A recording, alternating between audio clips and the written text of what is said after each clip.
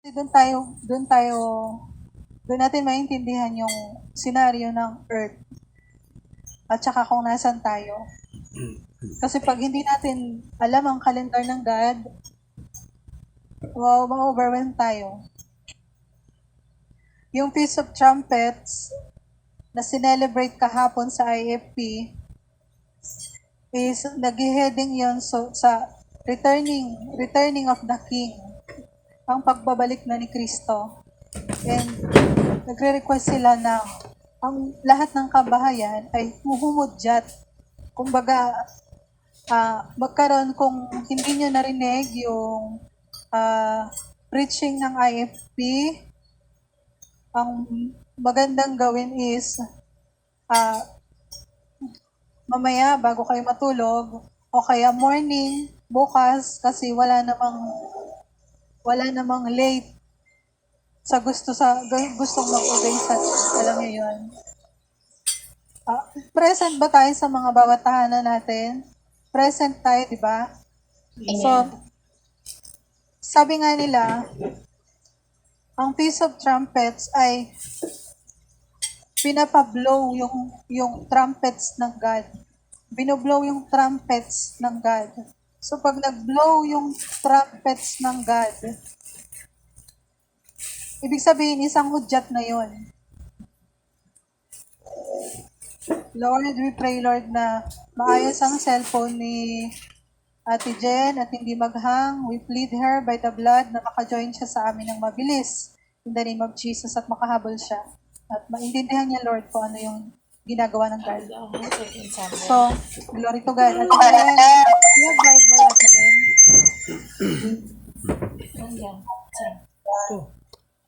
Anong verse? Buong yan. Buong 22. Read ko muna, Kuya, yung Feast of Trumpets. Sige lang.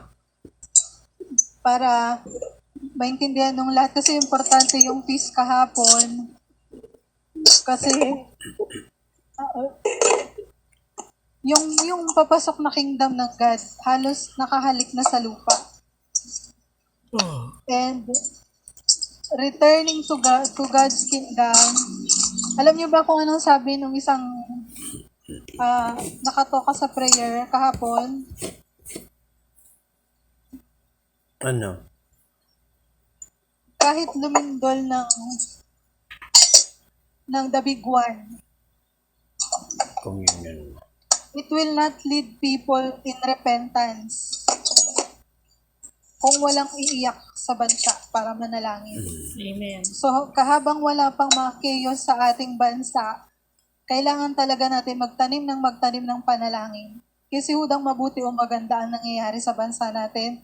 Maganda man ang nangyayari, okay. But let's continue to pray, di ba? Amen. Kung darkness ang nangyayari, let's continue to pray. Kasi, alam niyo yung prayer nila na, Lord, alam namin na kahit sa damakmak na dilubyo pa yung pumasok sa Pilipinas, it will not lead people para manghingi ng tawad sa Diyos. Kung walang mananalangin o kung walang iiyak, hinikayat ng buong IFP ang bawat tahanan na umiyak sa Diyos kahapon para ihingi ng tawad yung mga taong hindi nakakahingi din ng tawad, mga kapwa natin Pilipino. We're begging and crying out to God sa spirit ng pride. Kasi marami ngayon daw ang hindi na marunong makitaan ng pagpapakumbaba sa Diyos. They don't even fear God. They don't even fear God. Lalong-lalo ng mga kabataan. Pero ang good news is, kadalasan ang nasa pulpit is mga youth Yes. asking for prayers, for repentance sa ating bansa. At pagdating sa agriculture, youth din ang nag-pray. So, nandito tayo sa walang humpay na hingi ng patawad sa Diyos kasi blowing the trumpets is, we need to ask na daw talaga na marinig natin yung trumpets ng God. Because this is the season daw. This is the season na kailangan marinig na natin yung hudyat ng God. Bakit may trumpet, may hudyat ang God? Kasi we are signaling the heaven. And the heaven will signaling unto us. Nasundan nyo? Mm.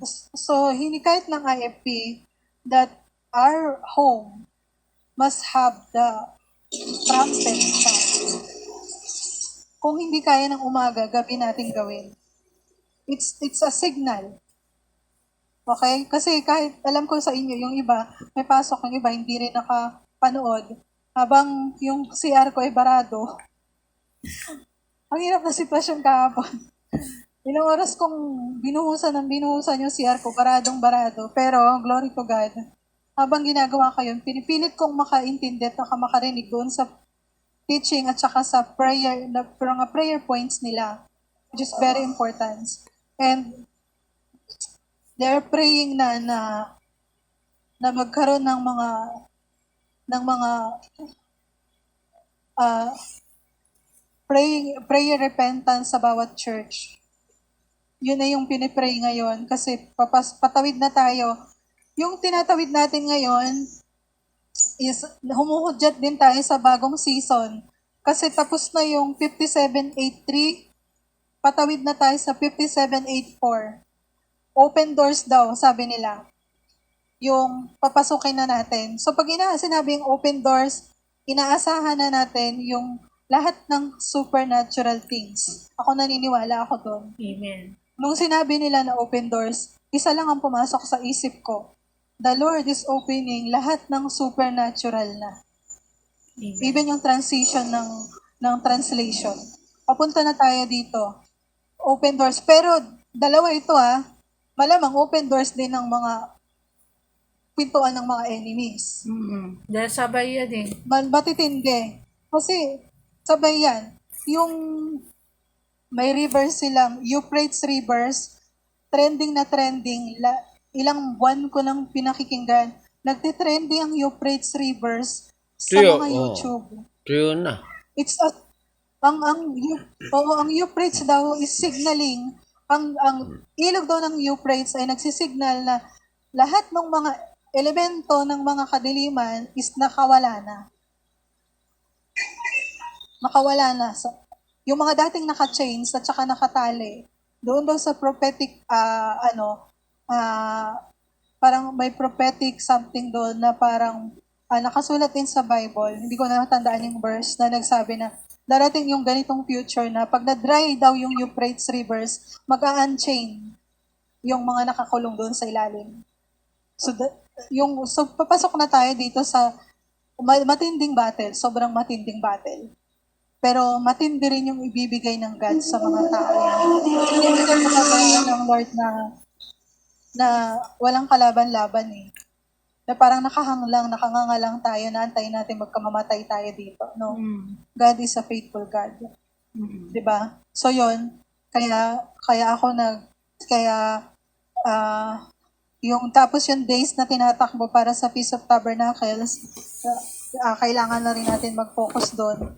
Maisama natin sa panalangin natin every day. Ma-prepare yung heart natin for the Feast of Tabernacles.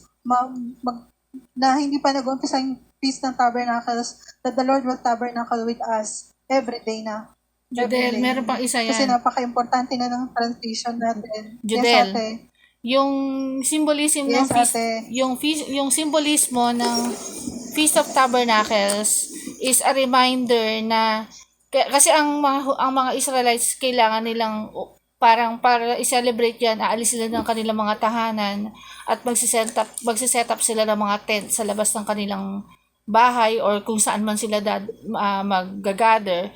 Ang simbolismo niyan sa atin as the children of God na adopted sa kanila, sa being the first fruits ng Panginoon. Sa atin, ang reminder sa atin ng Panginoon, ito yun yung reminder na hindi tayo talaga dito panglupa nakatira. We are a citizen of heaven. Hindi tayo permanente dito. Kumbaga, nakakalimot kasi ang tao. Kaya ginawa ni Lord yung feast na to remind His people na we are not, dalawa yung meaning eh. Aside from the Lord will tabernacle with us, na maninirahan ng Diyos sa atin, it's also a reminder na kailangan nating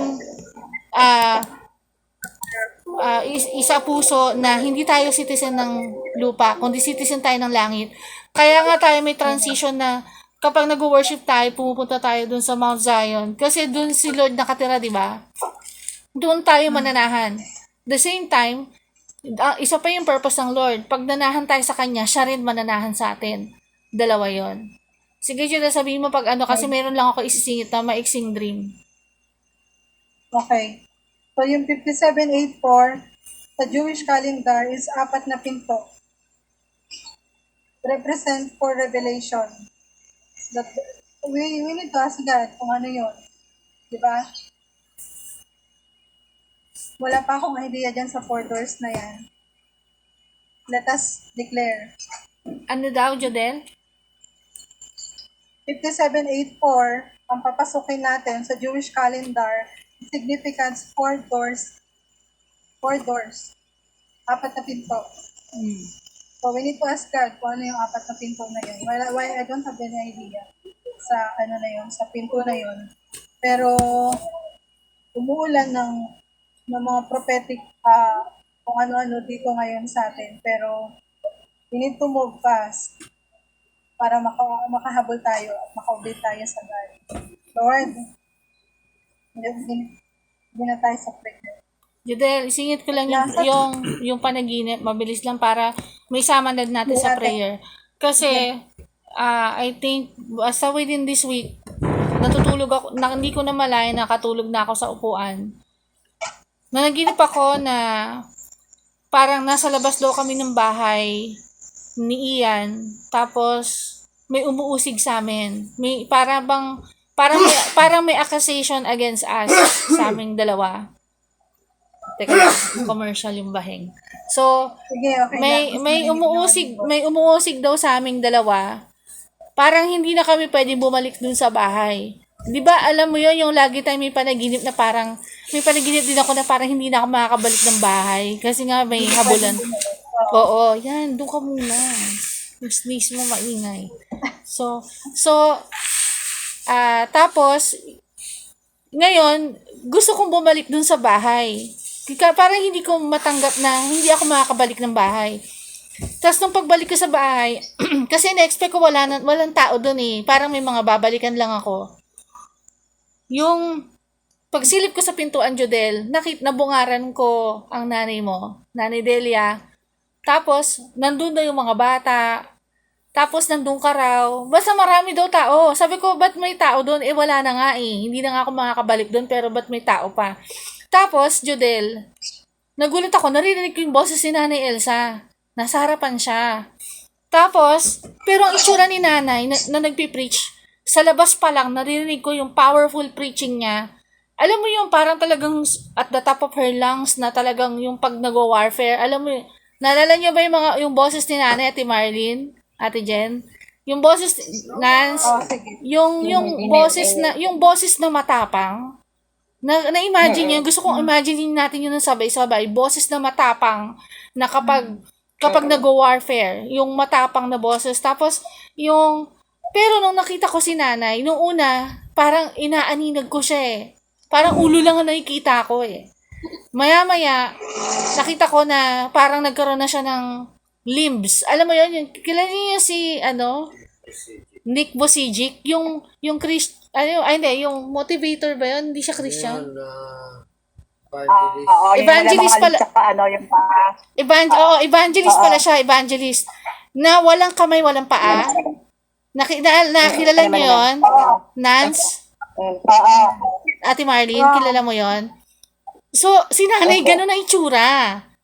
Evangelist si Nick, di ba? Parang simbolismo yung nakita ko kay Nanay. She's, kasi ang represent niya si Nick Bosijic. Nakita ko gano'n ang itsura ni Nanay na nagpipreach na, sabi ko, she's funny looking kasi gano'n ang itsura niya, pero very powerful. Kala mo umaapoy siya sa loob ng bahay. Gano'n yung, para bang sinasabi niya na, pumasok sa isip ko, sa dream ko, na parang, ang weird nung una, parang hindi ko siya tinatanggap. Teka lang, baka mamaya, sa isip ko, baka mamaya, demonic to. Nanay ko ba to? Parang, bakit wala siyang kamay, wala siyang paa? So, nung nagising ako, ang pumasok agad sa isip ko yung kaya siya nagpakita.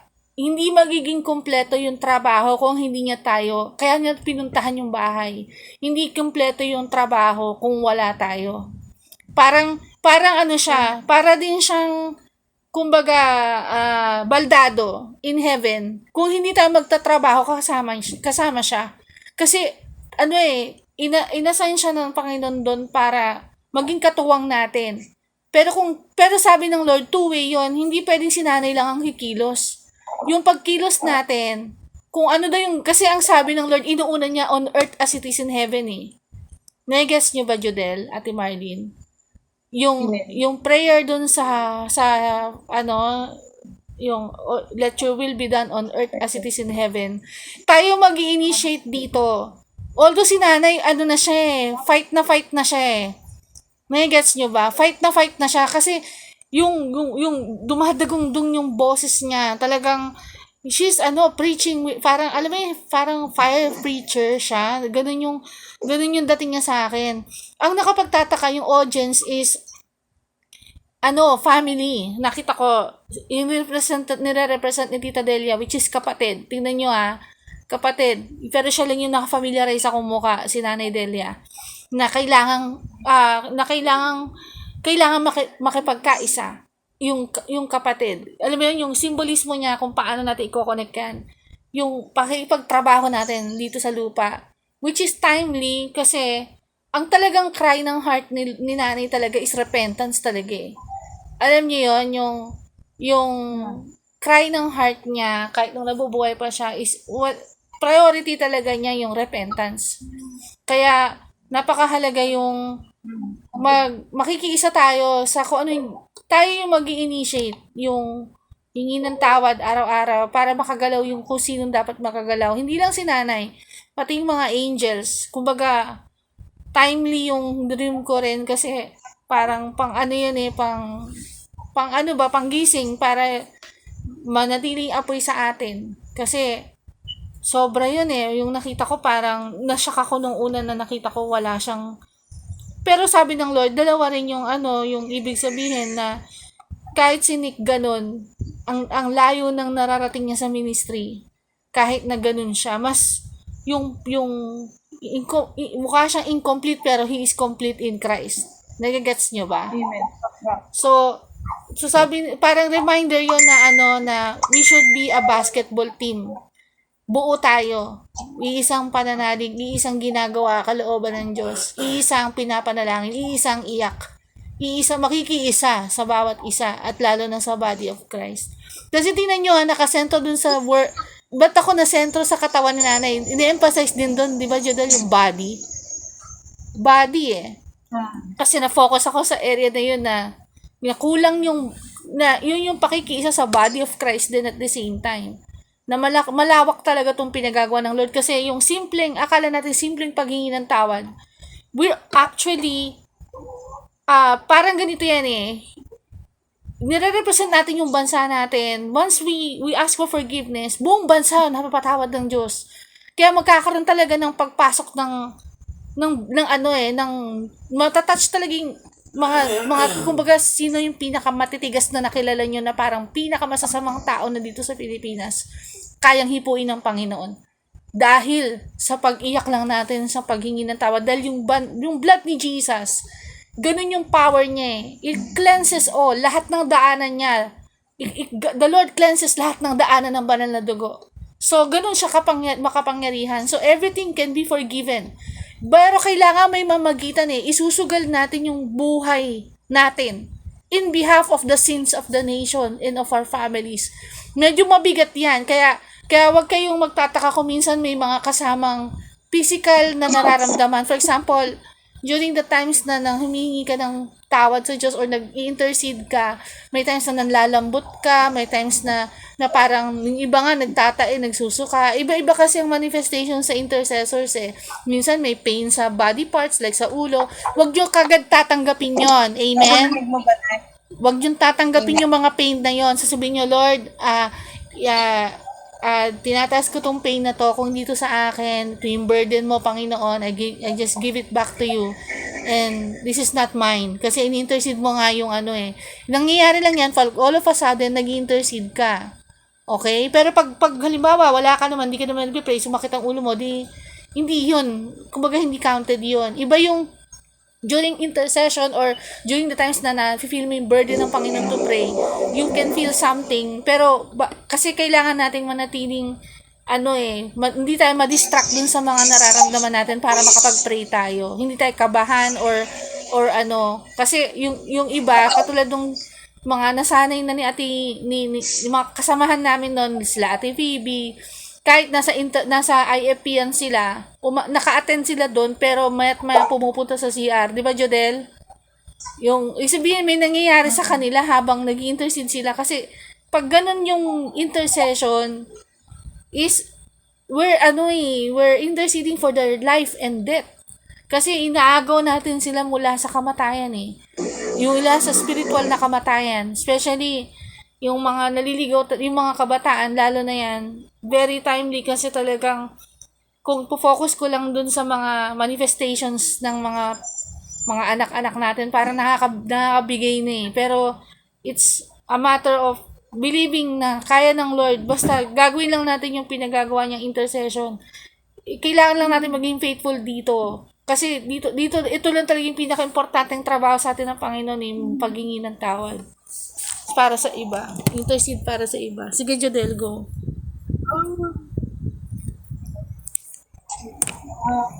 Alam kong nung isa sa open doors na tinutukoy dito sa wait lang, sorry. Kasi mapalakas siya po. Alam kong isa sa open doors na tinutukoy dito is our mouth. Amen. Okay? Gateway kasi ang mouth natin sa lahat ng bagay na nangyayari Declarations. sa ating mga buhay. Because God is using His mouth. Diba? As one of the creation ng God is tayo yung pinaka-image ng God. Diba? So, bago tayo tumuloy doon, hingi tayo ng tawad at sabay-sabay natin i-declare yung 2 Samuel. Hindi ko alam kung bakit binibigay ng God ito sa akin. Pero isa lang ang naiintindihan ko. Na-declare na namin to nila nanay. Hindi ko alam kung naaalala niyo, okay? So, ibabalik natin kasi may kinalaman dito yung presence ni nanay and presence ng God. Amen. Kasi hindi naman pwedeng presence lang ni nanay. Di ba, ate? Yes. Kailangan although nakikita, minsan kasi ganito eh. Akala natin si nanay, para ma-catch up natin ng mabilis, yung gusto ng God sa atin. Kasi mas familiar tayo dun sa image ni nanay or sa presence ni nanay.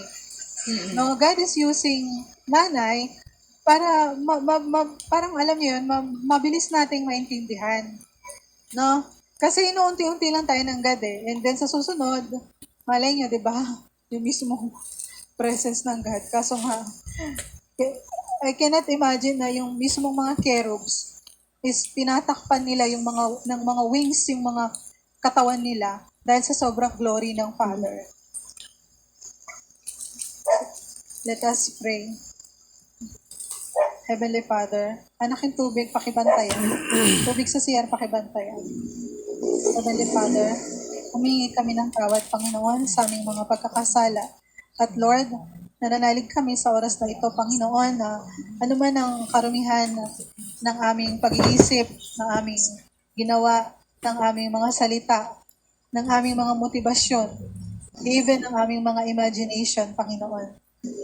Or may mga pagdududa, Panginoon, sa kapangyarihan mo, sa kakayahan namin, sa bawat tao na nakapaligid sa amin. Ba dito present? Ba? Diba? Hello? Mute lang ako, kuya, kasi may nag-video okay sa tabi namin.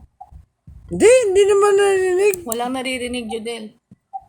Wala pang kumakanta. Wala. Wala, ikaw ang narinig namin. Mas klaro kasi Kanina meron. may distance, Sabihan mo pag maingay na ha. may distance filtering kasi yata yung mic mo eh. Ano ko Kasi meron time na sensitive ang mic, di ba? Tulad nung kalansig ng baso ni tatay. I-unmute mo na. So, let's proceed mga kapatid. Okay, saan na ba ako? Okay.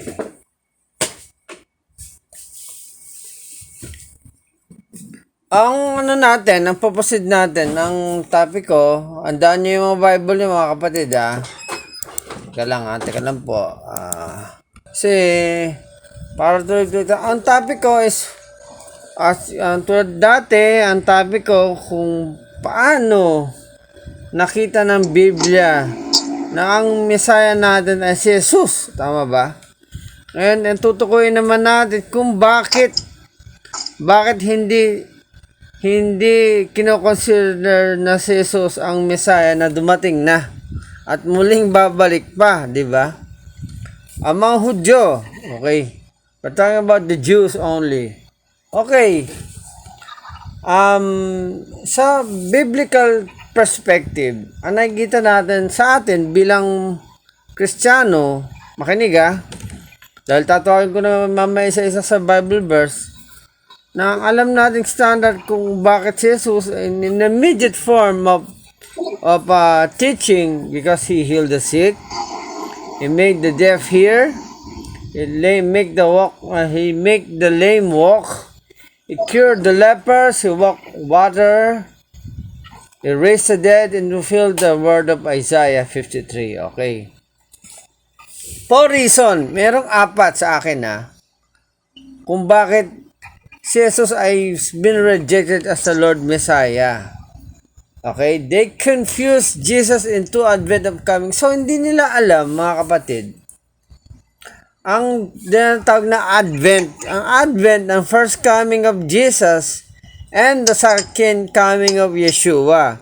Ang first coming ay na-fulfill ay itong tatalakayin natin. Ang mga dahilan kung bakit, isa sa mga dahilan major reason kung bakit hindi nakita ng mga Hudyo na si Jesus ay Mesias dahil yung second advent. What is the second advent? Advent is meaning the fulfillment of the scripture, yung kanyang pagdating, di ba? Ang kanyang unang pagdating, ang kanyang pagkapanganak, sa kanyang pagkamatay at pagbangon. Ang second advent ay ang rapture. Tandaan nyo ang second coming, ang millennial reign. Bakit hindi nila naintindihan ang millennial reign? Kasi hindi na alam ang New Testament dahil sila ay naghanggang Malakay lang. Ang Malakay ang huling-huling libro ng Biblia. Ang libro ng Old Testament Bible. Okay? They do not know. I think some Jews, meron nga akong nabalita, merong Hudyo na nag-aral naging Christian pero bumalik sa pagka-Hudyo. Ito talaga, kasi makikita natin kung bakit. Here are the reasons why they rejected. After they have learned to be Christian and they go back being the Jew, being Judaist, di ba? Okay. Mag-start tayo sa character of the Messiah. Unang-una nating batawagin kung bakit nga ba ganon ay walang iba kundi si Ate Marlene ang paborito kong una kong tinatawag. Ate Marlene, present ka ba? Okay, pakibasa mo muna. Teka, mamatch ko lang kung tama yung babasahin mo Teka lang. Okay, tama. Isaiah 11, 1-4. Pakibasa. Ate Marlene the Great. Okay. There shall come in front road from the stem of Jesse, and a dog shall blow out of his root. Ate Marlene, mahina. Pakilakas. Ayan, lakasan mo. Okay na yan. The Spirit of the Lord, okay na? Okay. The Spirit of the Lord shall rest upon him. Okay. The Spirit of wisdom and understanding. The Spirit of counsel and might. The Spirit of knowledge and of the fear of the Lord. Okay, 3. Number 3, his delight in the fear of the Lord. and he shall not judge by the kind of his eyes, nor decide by the hearing Of his ears. Of his ears. Amen. Number 4, but That the righteousness, with righteousness he shall judge the poor, and the decide with the sea for the weak. make up the earth. Oh, He okay. shall strike the earth with the rod of the mouth, and with the breath of his lips he shall Slay slay the the Wicked. Okay, tama pang Ate Marlene. Okay, isa sa mga ano to ebidensya na sa atin, but some of this verse, he is a stem of Jesse, di ba? Ano nakita natin dito? The Spirit of the Lord rests upon Jesus. May wisdom siya, may spirit of counsel and might and knowledge and the fear of the Lord. So, okay, ang tinutukoy dito, sinabi rin ni Jesus dito sa kanyang parable, yung Beatitudes.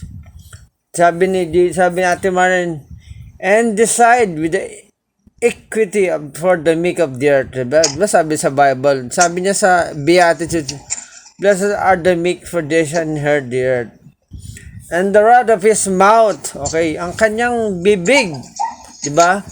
Ay napaka-sharp, di ba? Ang kanyang parang double-edged sword. At ang kanyang lips ay parang nag-i-slay ng mga kasamaan o wickedness. So, medyo, actually pag binasa mo to, medyo malalim pa kasi. Kasi wala tayong time para ihukayin pa ang kalaliman nito kasi I'm talking about those things, traits. Okay, sunod tayo. Okay, Lovely, nandiyan ka? Lovely, can you want to hear your voice? Micah 5:2. Kita mo, Love? Kuya, dito pa po. Okay, thank you so Mawala much. kasi yung signal ko, masyadong mahina. Pero narinig ka, hindi mo kami marinig?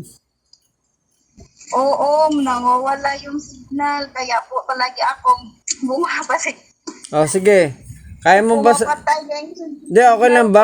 Okay lang ba sa magbasa ka? Okay lang. Rinig ka naman namin eh. Sige po, sa ala po yun, kuya, na palong, ano yan? May Micah 5:2. Naputol kasi kanina pa eh. Ha? Sa ala ba? Micah. Ay, ano mo ba yan, Micah? Mika. Basa mo, iya. Saan ba yun? Old Testament. Old Testament. Tignan mo sa table of contents kasi may hanapin yun. Punta ka sa table of contents para makita mo. Narinig mo naman kami, sister.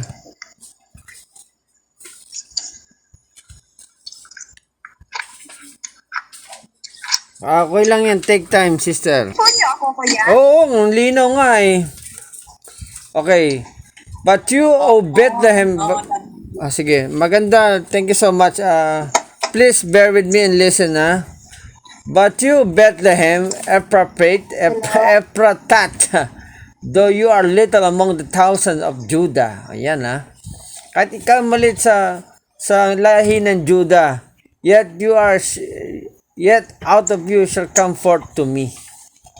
But one to be ruler of in Israel, whose going forth are old and from everlasting. So, kung mapapansin nyo, Ate Jen, sang binasa ni Lovely, Micah 5:2, alam niyo na to eh.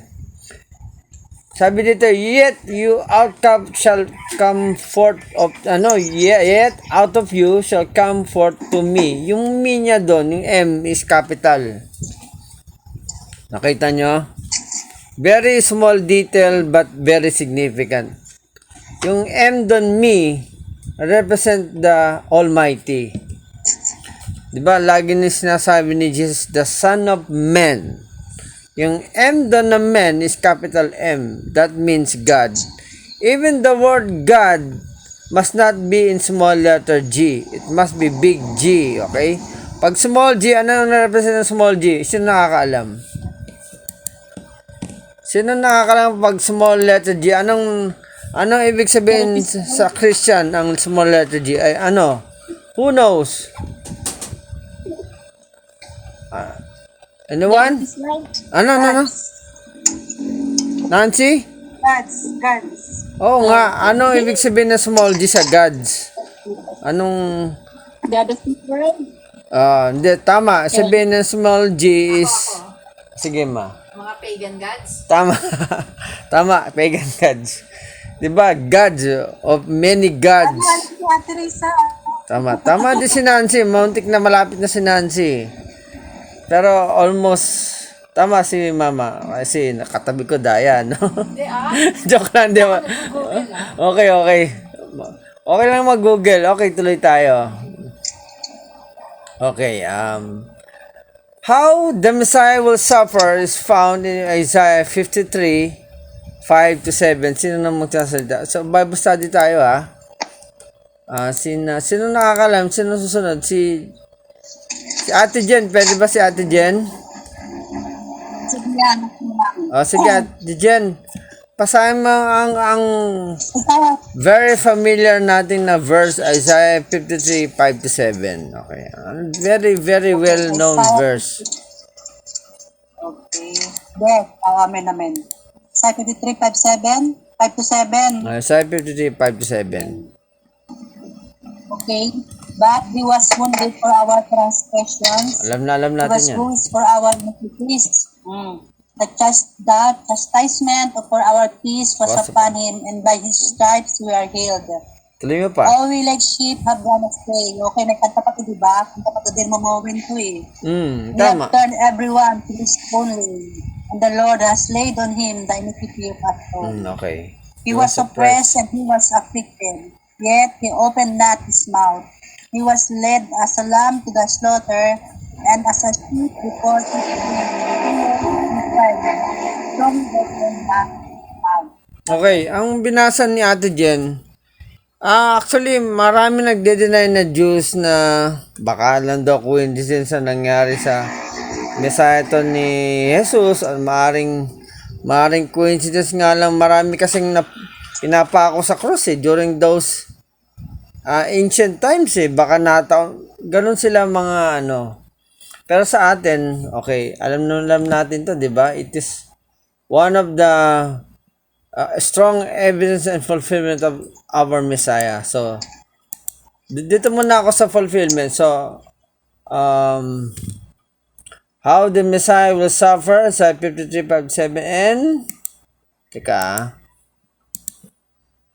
10, 11, and 12. Actually, hindi mo na natin babasahin yan.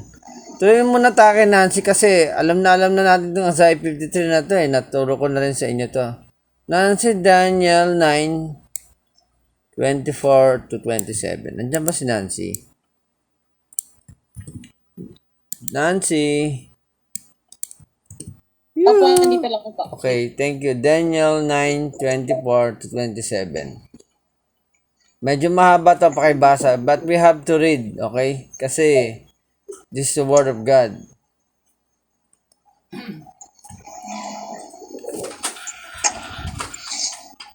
Daniel 9. 24. Daniel 9, 24-27.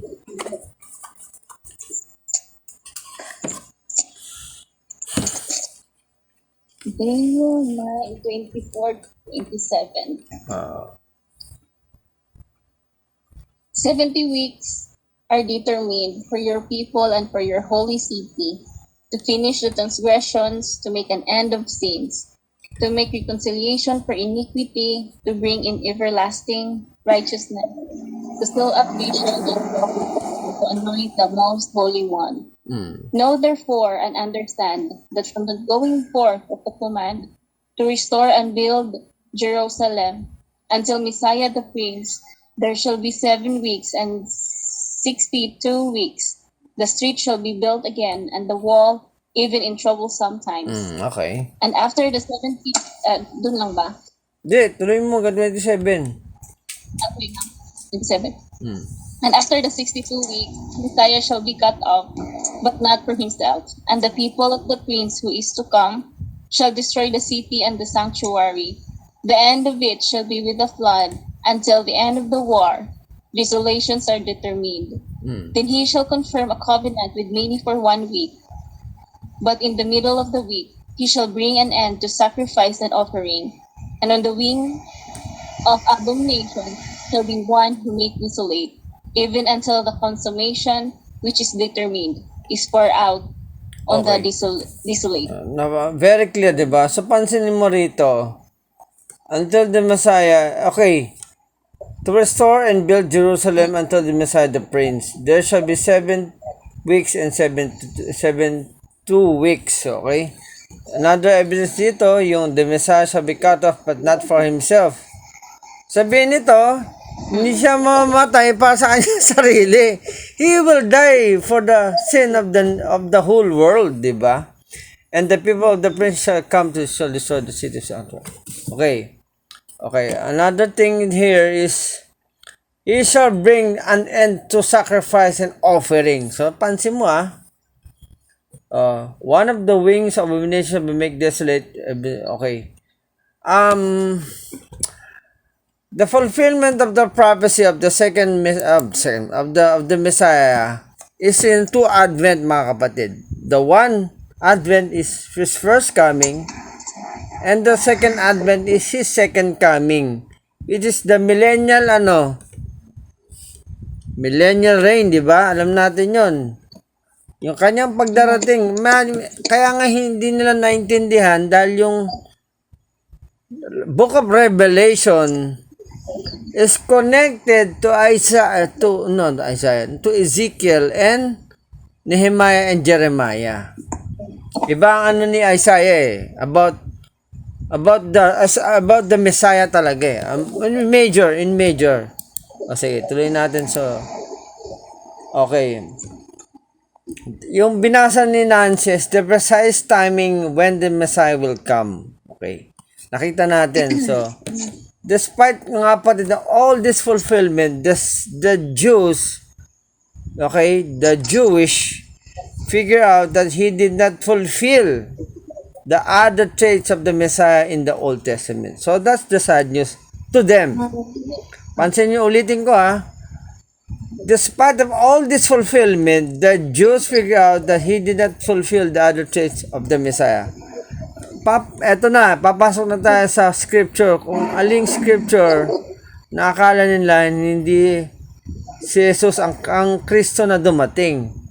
Kasi, ulitin ko, I'm trying to emphasize Jesus Christ did not fulfill the second advent, okay? Wala pa yun kasi wala pa sa fulfillment May second coming pa siya May mission pa siya Okay.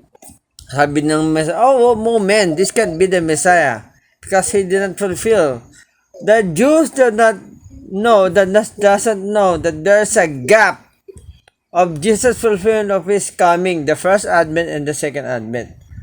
Okay. Kaya sinasabi ni Pablo dito, there's a mystery, okay? There's a mystery kept hidden from all the previous generation that will only revealed to Paul, okay? At sa ating mga hentil, mga gentle. So, pakibasa, makikita natin itong nasabi ni Pablo na ito sa pamamagitan ni wala ako.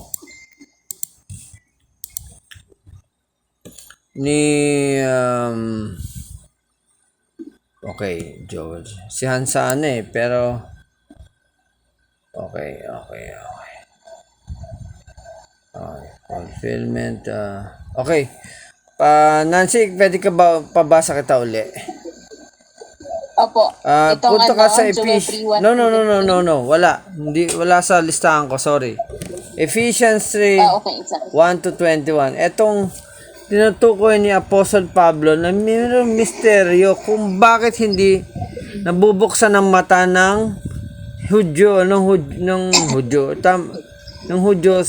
sa pagkamulat ng ating Panginoon Jesus. Basahin mo sa Ephesians 3, 1 to 20. Pero ano na lang, haba pa nito, 1 to 21. Ano na lang, hindi, wag na lang. Kasi ang tinutukoy dito, mga kapatid, ay ang there's a mystery that's been kept hidden from the Jews. The word mystery there, okay mga kapatid. So tuloy natin.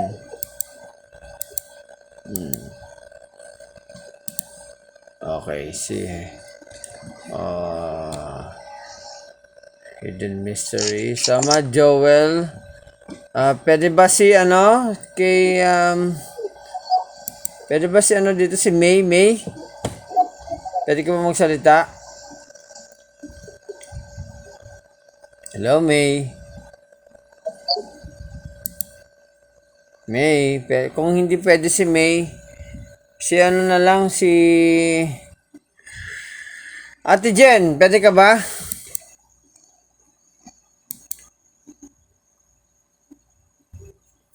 Ano yan? Ano yan? Yan. Joel 3:1-17. Oh, shucks, ang haba. Oh. Joel. Joel 3:1-7. Ang haba pala nito. Okay lang, sige. Para Joel. Saan nga ba si Joel? No? Kasi Si Joel nasa table of contents mo na lang, Tijen. ha? Table of contents mo na lang. Okay. Kapag siya ng Hosea kapatid. Kapag Ang ng haba Hosea pala nito. Okay. Kapag Sabi ng niyo Hosea. hindi twin ba siya? Okay. Sige, Teka muna, Tijen. Ang haba. Joel. 3. One to seven. Joel? 3:1-17. Joel 3:1-17. Okay. Joel 3:1-17. Okay.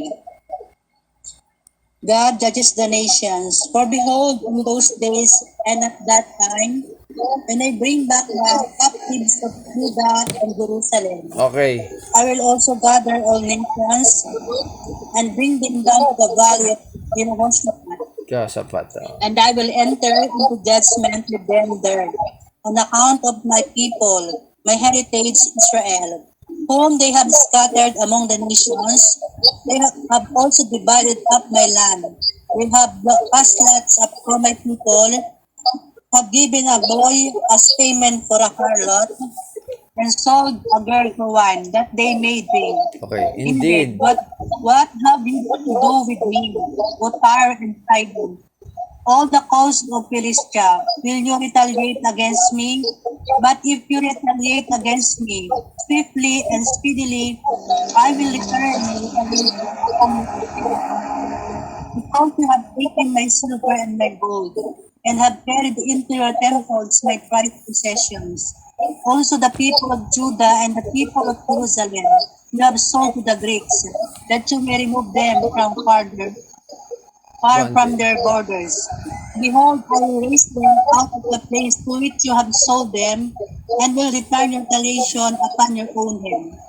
I will sell your sons and your daughters into the hands of the people of Judah, and they will sell them to the Sabaeans, to a people far off, for the Lord has spoken. Okay. Okay, meet among the nations. Alam na lang? O sige, hanggang na lang, hanggang 11, Tijen. Sige, okay lang. Proclaim this among the nations, prepare for war. Break up the mighty men, let all the men of war draw near, let them come up. Okay. Beat your plowshares into swords, and your pruning hooks into spears. Let the weak say, I am strong. Assemble and come, all your nations, and gather together around, cause your mighty ones to go down, there, O Lord. Okay. Amen. Salamat Jen. Teka lang Medyo nalilito ako. Okay,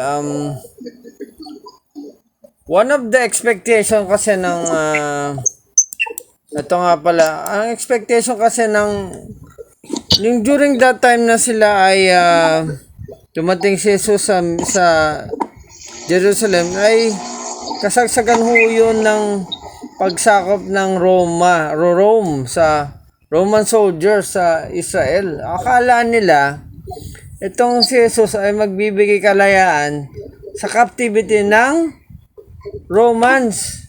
Kasi nataon nung nung time na pagkabuhay ni Jesus sa mundo time niya, ay kung saan ay sakto, nasasakop sila ng mga Romano. So, papansin bakit may Romans doon, di ba? So, tuloy tayo sa Psalm 2:6-9. Sino to? Psalm 2:6-9, si Tita Delia. Ano ba si Tita kung hindi si Judel na lang? Judel. Psalm 2:6-9. Okay lang ba? Narinig ba, kuya? Okay lang. Malinaw. Amen. Sige, pasok ko sana yan. At tungkol sa kanya sa bundok ng mahal, sa pakpak ng tayo, aking sinuloklok ang aking maranga. Hanggang na. Ay, hanggang na. Hanggang 9. Ito ang sabi ng lingkod ni Yahweh na hari sa sabi. Aking niyaya ang pinagpapasi ko, Panginoon. Ikaw ang anak kong pinakamamahal. At magmula ngayon, ako naman ito ang hilaw mong ama sa habang panahon. Okay? Tingin mo sa akin ang lahat ng bansa at isinigit ko. Ano man narito sa buong daigdig ay magiging ulit. Okay. Salamat, Tita. Pamahalaan mo ng kami Akala ko tapos na. Sorry. mabakal ang lahat tulad ng palayok, durugin Hindi, tama. sa mga kamay. So, sa English, Tita, salamat, Tita. Tama na? O, hanggang 9 lang. Nabasa niyo na yung yung palayok di ba? Paul's verso. Parang maingay. Kanina yun. May kotse ko narinig. Ang ingay. Kanina yun. Kitatay ba yan? Okay, tatay. Anyway, kung mapapansin niyo itong verse na to, please bear with me kung medyo malalim kasi ito, kaya sana mag-enjoy kayo. Kasi itong, kung verse 9, you shall break them with a rod of iron. Okay? You shall dash them with the pieces like a potter's vessel. So akala nila, ang Hesukristo ay parang makapangyarihan na may rod of iron. They will strike them. They will like potter's vessel. Okay, parang akala nila ang pagdating ng Messiah nila ay magpapataboy sa pag-conquer ng Romans. They will break them with a rod of iron. Makapangyarihan in physical, in physical and financial blessing that they thought. So, etong nasabi kong ito, Psalm 22:6-9, ito ang sinasabi nila, one of the verse that Jesus did not fulfill. Okay? Kasi they promised them, they thought they'll be promised the financial and physical power. Okay? Alam naman natin hindi yun For the weapons of our warfare are not carnal, but mighty in God, pulling down strongholds and principalities of this world. So, di ba? Yun ang sa mga characteristics na akala nila, ito ang meron ng Messiah nila. So, which is not yet until the second coming fulfilled.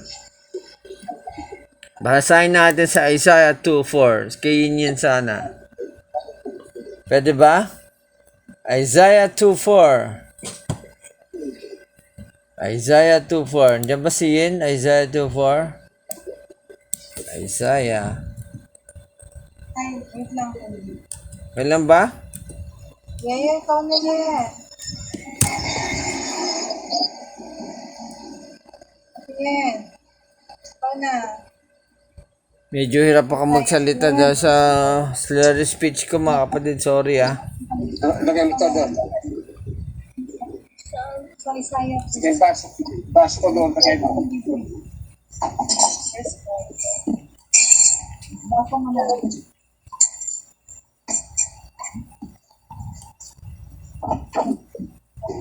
Oh, sige. Hi, Yin. He shall judge nations and shall rebuke many people. They shall beat their swords into plowshares and their spears into pruning Mokoks. nations will not lift up sword against nation.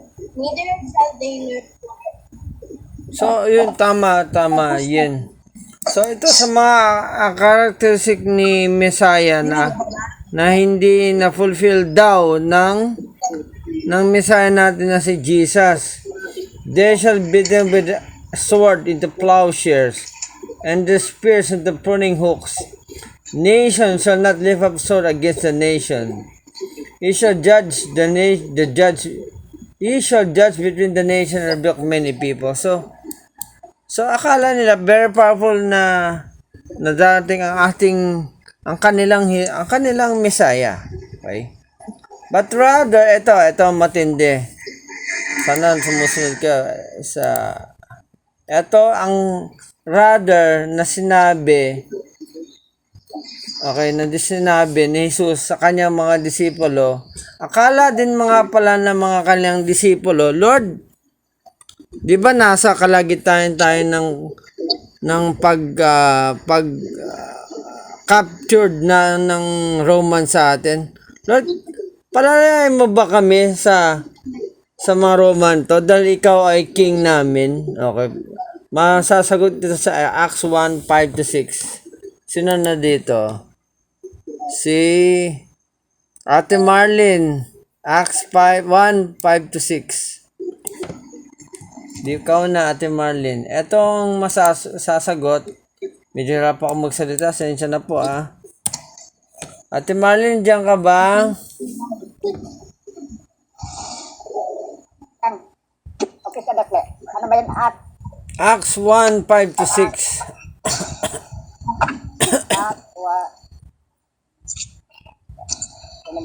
Okay lang. So, diyan.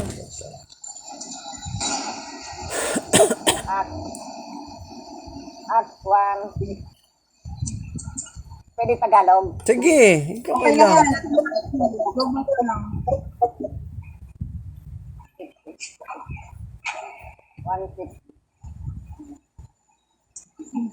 Nang muling ang pagkakit sa langit. Nang muling pagkatipon si Jesus at ang mga alagad. Ang tanong sila kay Jesus, Panginoon, katatag niyo po ba yung malinang kaharian ng Israel? Nakita mo yung tanong niya, di ba? I don't know sino nagtanong na to. Either si Peter ba? Kasi siyang laging pessimistic eh. Siya laging tawag doon. Siya ang pinakamaano ma-epal ba kung sabihin in a exaggerated word Sabi ng isa sa mga apostle niya, Lord, will you at this time restore the kingdom of Israel? Because they thought that Jesus will eradicate the conquering of the Romans during that time. Kasi wasak ang Israel during that time. Under sila ng Rome during that time. Hanggang sa kanyang pag-ascend, nakita mo. So kaya nga doon pumasok si Apostle Paul. Okay? Si Apostle Paul ay alam naman natin, he is a Roman citizen, not the centurion. Sinulat niya ang kanyang lathala bilang dating persecutor ng mga Christian. He believed he is not the Messiah kasi scholar siya, matalino siya Under siya ng he was a student of Gamaliel, is one of the high priests during that time. So mas bata siyempre si Apostle Pablo. Kaya nga sinulat niya kung bakit nakikita niya, nabuksan ng kanyang skills, natanggal ng spiritual skills into spiritual eyes, na nakita niya kung paano naging Messiah si Jesus. during that time. Kaya may nagtanong, Lord, will you at this time restore the kingdom of Israel? Kasi they are contemplating until those that ascending na lang.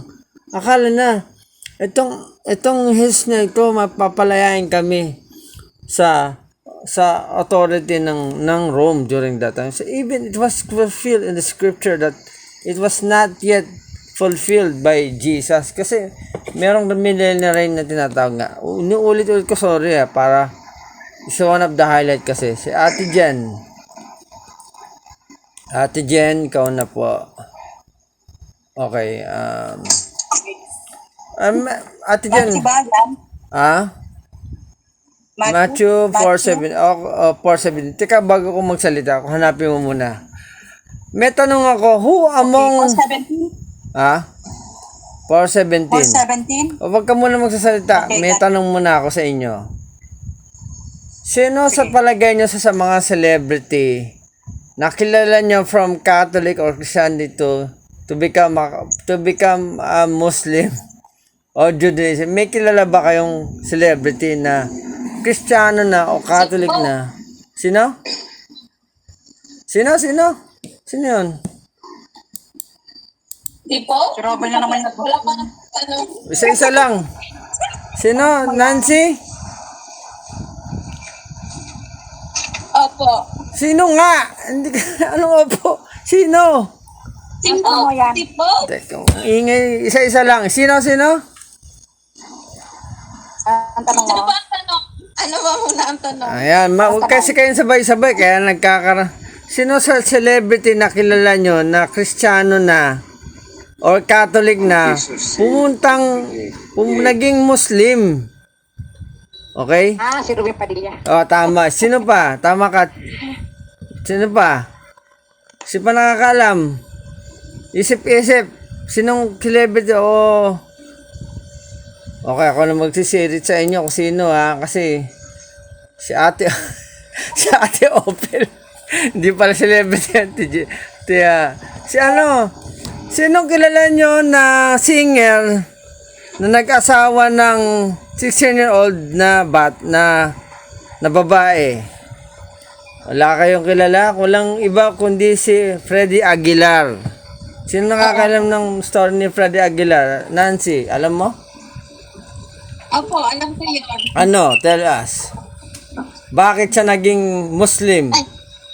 From... Ay, hindi ko alam. Ang alam ko, asawa siya ng bata. Yun lang. Kasi during that time 2013 gustong pakasalan ni Freddie Aguilar. Siyempre may gustong babae sa kanya, di ba? Gustong pakasalan hindi Megan, anak pala ni Freddie. Nung babae si Freddie, kaya lang minor de edad yung babae kasi 18 years old ang legal sa atin, di ba? So out of love has been blinded their faith in God.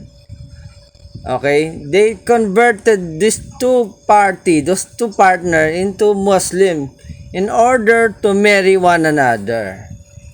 So nakakalungkot, di ba? Although kasi love is blind, di ba? Talagang they blinded their faith in God. Of course, alam na natin. Kuya yan kasi yung love na yun kasi kuya yan, may kasamang lust. Kasi batang-bata, sariwa to. Alam mo, siyempre mga kalalaki ang ganun. Although ito si babae, Maglilid talaga sa ito si babae, siyempre artista, mayaman, siyempre singer at nationally known, di ba? Nakakalungkot ang inakanta niya. Si Magdalena na sawing palad, na kumanta pa ng word na national, di ba? Ang kanta niyang anak, na silang ka sa mundong ito, puro morality, di ba? Tama ba? Siya mismo, ayoko mag-judge naging medyo immoral siya, pero to cover up the immorality, they converted into Muslim, into Islam. So, nakakalungkot, kasi usually kilala natin, ang Muslim nagiging Christian, ang Catholic nagiging Christian. Pero this time, merong parang bumalik, di ba? ang mga naging Christian na from Catholic, actually, nakita nila ang ilaw eh. One of example dito, walang iba kundi ang ating kapatid na si Nancy, si Joby, at si Lovely. Actually, among all our parents, diba, Judel? We see that the transformation eh. Nakakalungkot. Kung kilala nyo si Ate Ophel, sinong nakakilala, anong ko sa inyo kilala dito?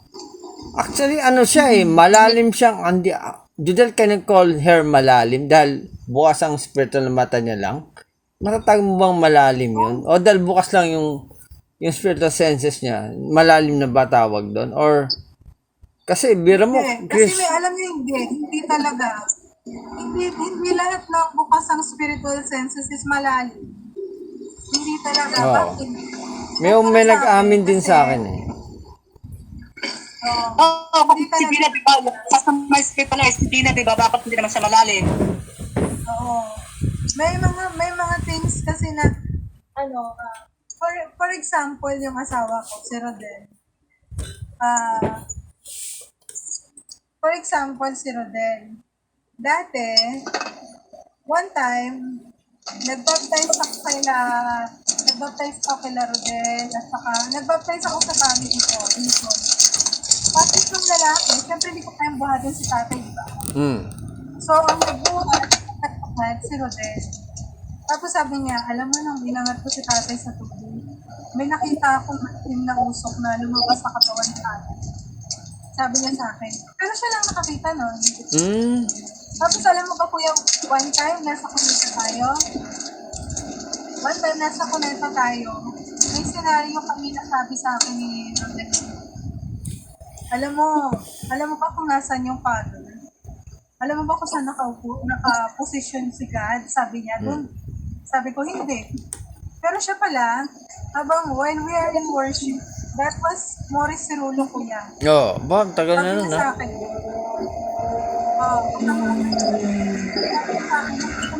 God, nandun sa may stage, nasa may right side, malaki daw.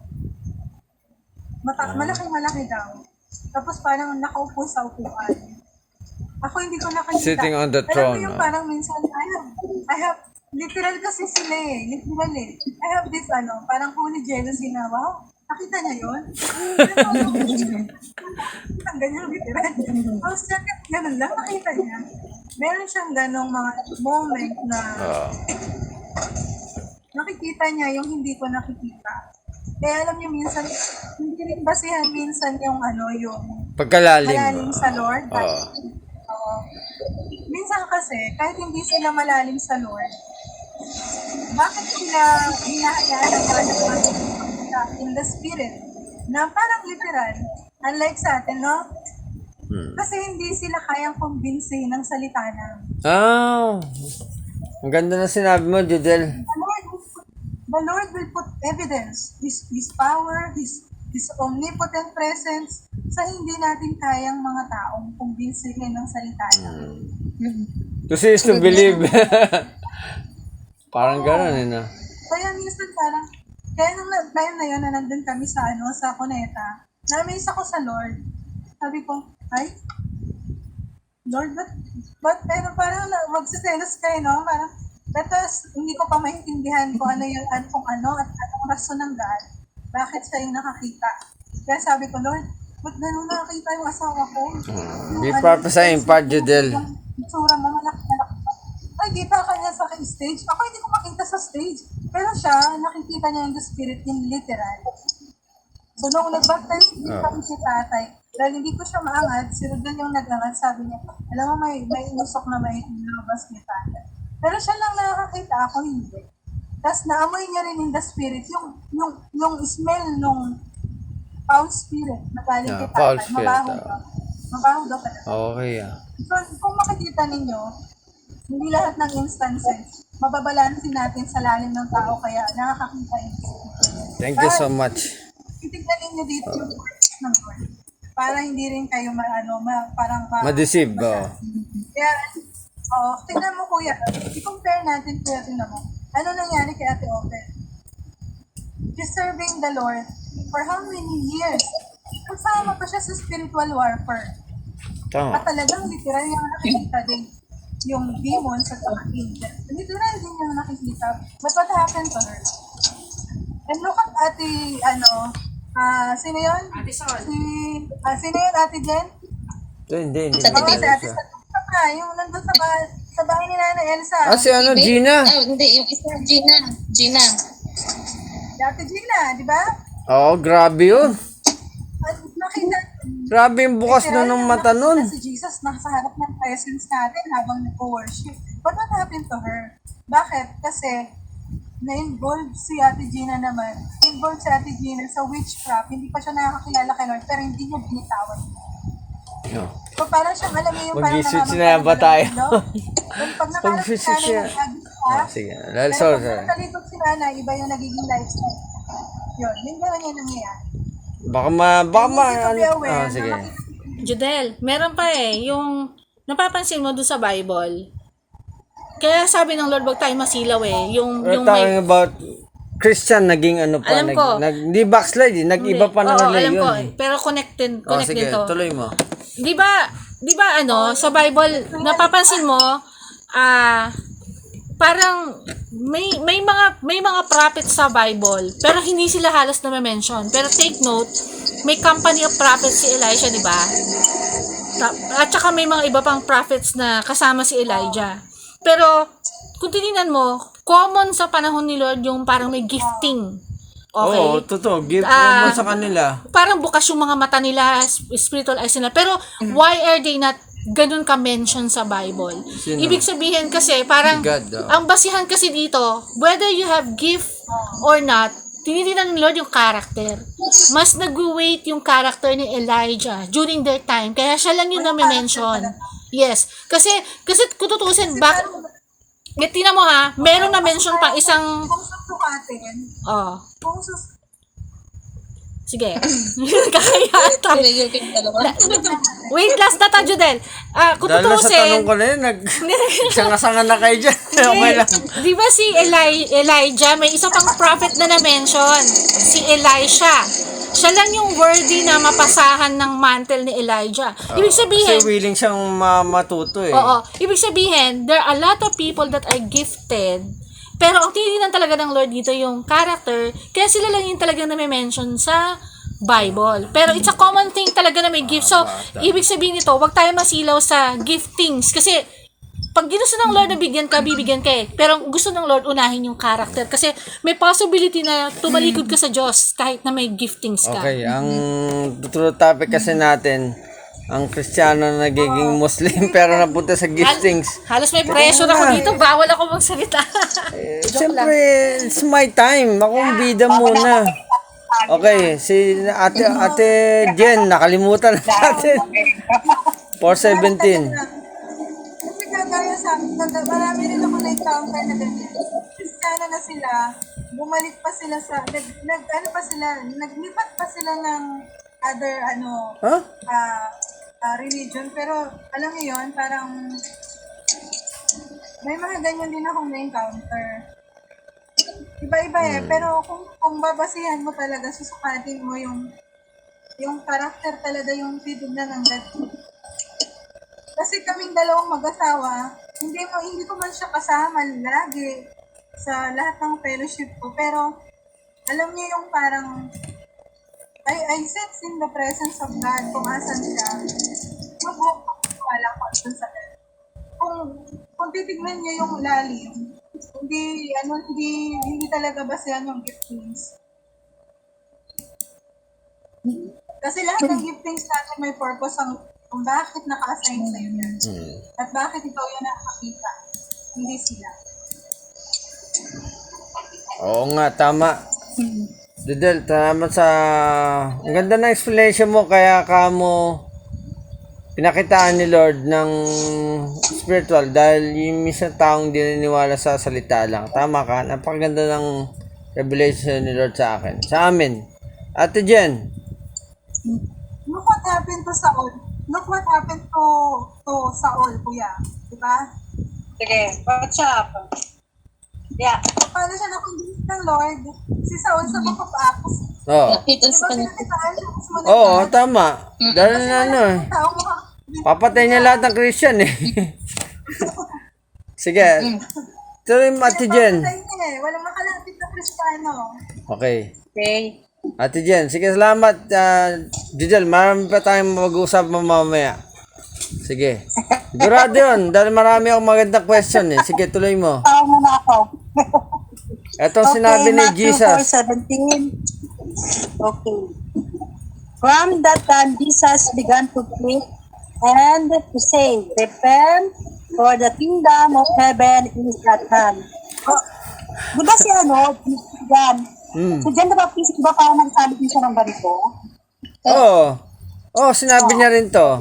Actually, magpinsan sila eh. Di niyo ba alam si John the Baptist tsaka si Jesus magpinsan yan. So, sinong nanay nila? Si Mary. Sino yung isang pinsan niya? Si Elizabeth, di ba? Mag-second class na sila. Magpinsan. Ang nanay niya, siyempre, kapatid ni Mary, si Elizabeth.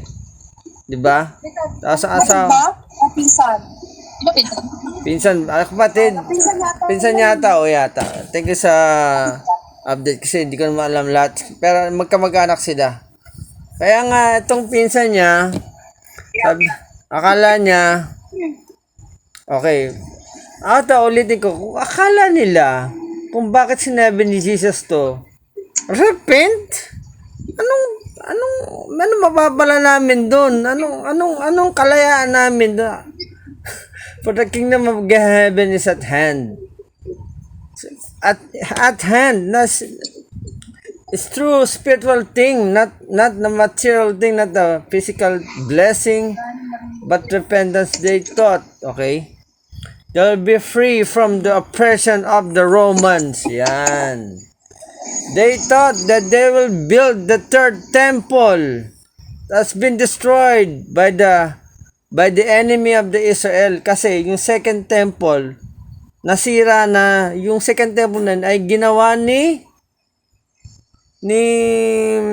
anak ni David, sino to? Solomon. Na-destroy din yun. Okay? Na-destroy yun. So, noong time ni Jesus, akala na re-restore niya ang kingdom. Pero ang kingdom na tinutukoy niya is the kingdom of heaven, not of this world. Kaya nga tayong mga Gentiles, we do not do the offer sacrifice, the cows, ang term yun, parang brown cow eh. Yung spotless and blemished cow eh.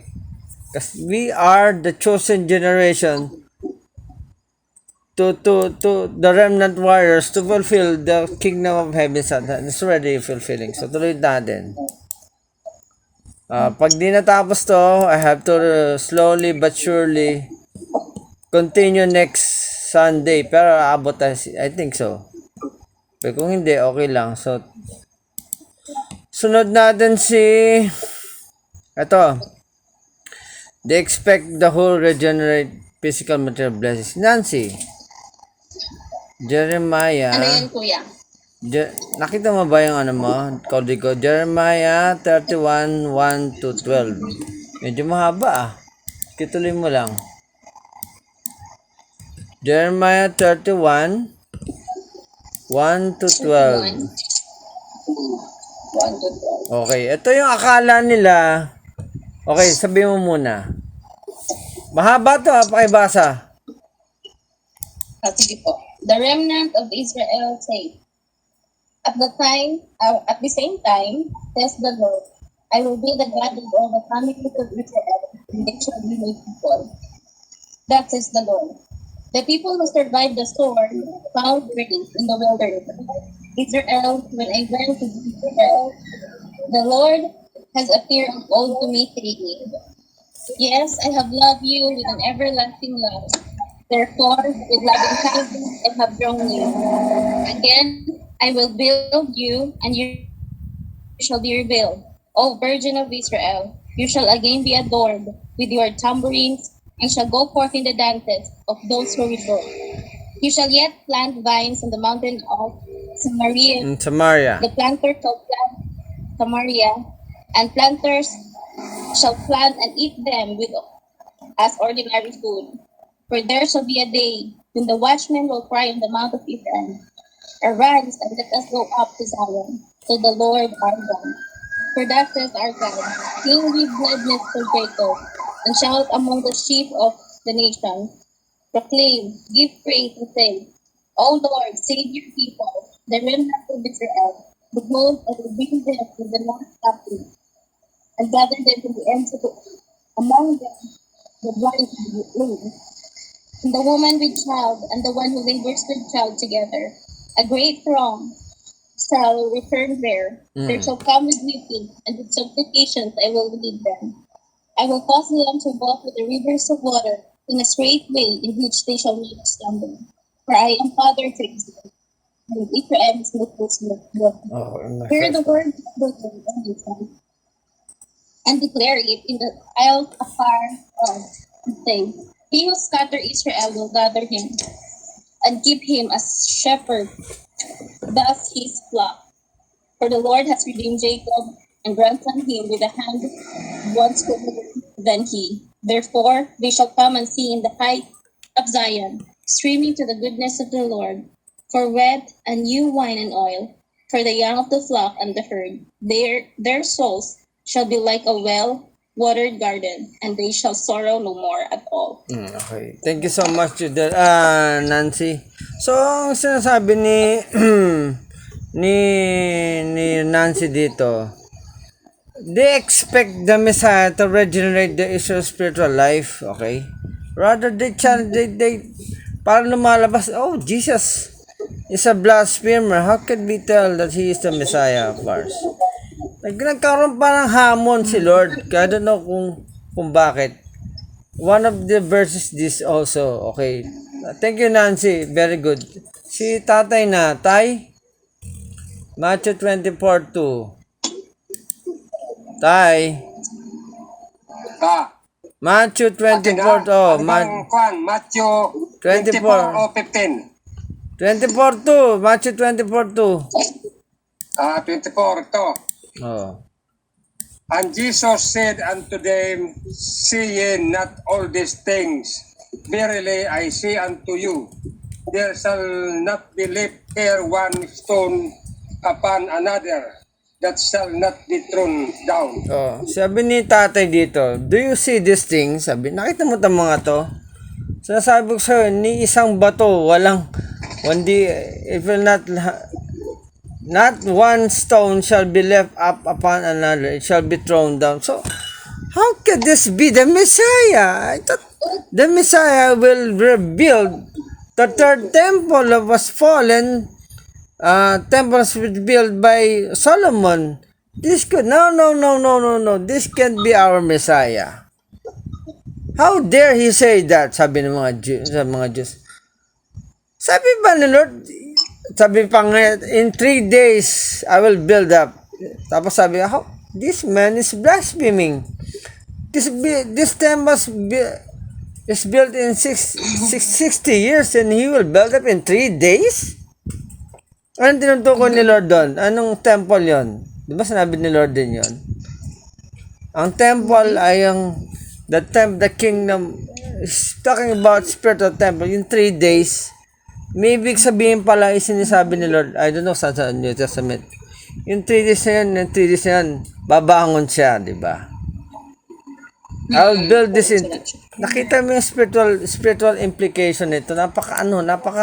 Napaka matalinghaga talaga ni Lord. So, natuloy natin. Judel, okay lang ba? Deuteronomy.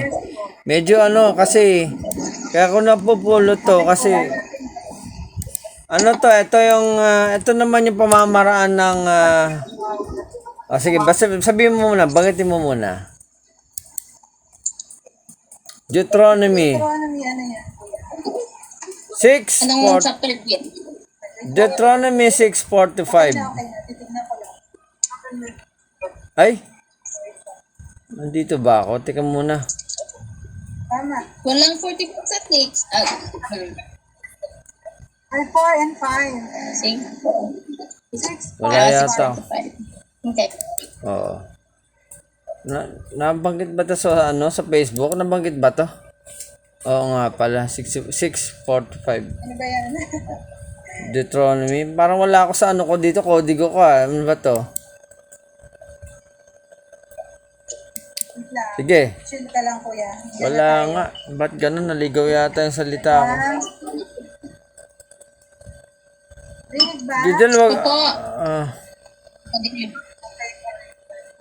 Tama, kasama. Verse 4. Hear, O Israel, the Lord our God, the Lord is one. Ayan. You shall love the Lord your God. Tama ito? Tama. Ayan With all pala. your heart, with all your soul, and with all your mind. In these words which I commanded you, you shall be in your heart. Amen. Amen. So, ang central affirmation ng Jewish faith to, tama na, Judel. Tama. So, ito palang central affirmation ng Jewish faith in God. Kasi mismo yung bata pa lang sila, ay nire-recite na nila to. Day and night. From childhood up to grown up. So, how come this... Actually, kuya, Oh. utos ito ng dad from generation Oo. onwards. Ganun. Oh, Utos to ng dad sa Oo. na ituro daw hanggang sa susunod. actually, ito, sige, bago may conclusion ako mamaya, may maganda ako tanong para sa magkakaroon na naman ng salita sa tanong ko. Ito nga, ulitin ko, ang central affirmation ng faith ng mga Jews. So, biglang umenda si Jesus, love the Lord your God, this is one God. No, sabi ni Lord, they should also worship me. My Father, the God of heaven is one. No, sabi ni Jesus, I and my Father are one. Di ba? Magkakaroon ko sa question mark sa one of the kasi he become a cornerstone, stumbling block, built as with stone. Okay, mamaya tuloy na natin. So tuloy muna natin kay Ate Jen. Itong revealing ng divinity ni Lord kahit isa na lang dito.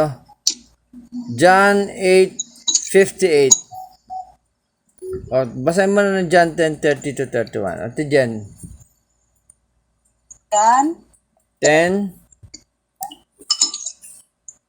Medyo hirapan ako magsalita. Oo. John 10:30-31. John 10:30-31. Okay. John 10:30-30. Ay, hindi.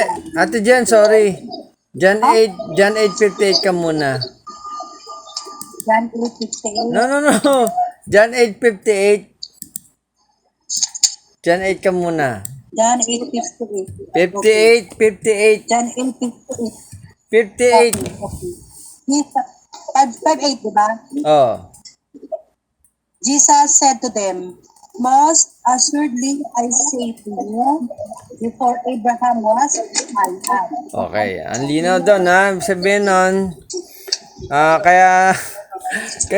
Kaya nga, okay, mamaya tatanungin natin yung mga questions sa utak natin. Sige, Ate Jen, balik ka sa... What the heck is that? Tay, ang ganda niya na. Nag-hand grip yan si tatay. Tuloy mo natin, Jen. Nagtitimpla na naman ang Diyos yan. Ay, thank you. John 10:30-31, Ate Jen.